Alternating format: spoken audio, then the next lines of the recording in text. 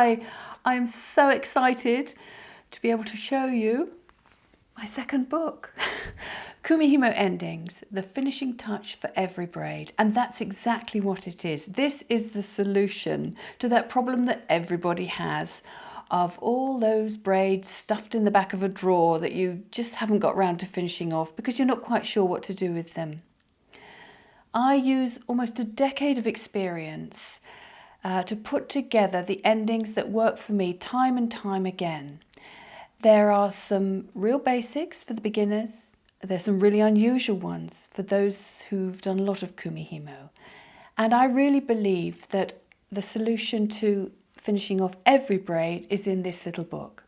And if you already have my first book, you'll know that the way I write is my books may be small and compact. That's very deliberate, so they will fit into your craft bag or handbag, but they're absolutely packed with information. And I've worked really hard with the publisher to make sure we can just get in absolutely everything that I want to. But you'll still be able to carry it around. So it makes a great little set, the two of them.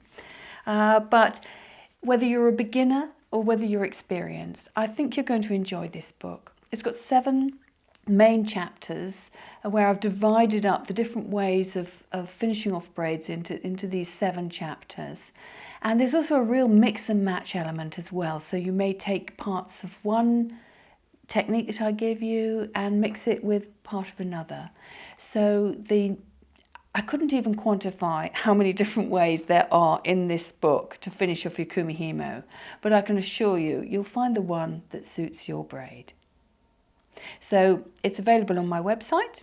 It's been self-published by me, so that's where it's available at the moment.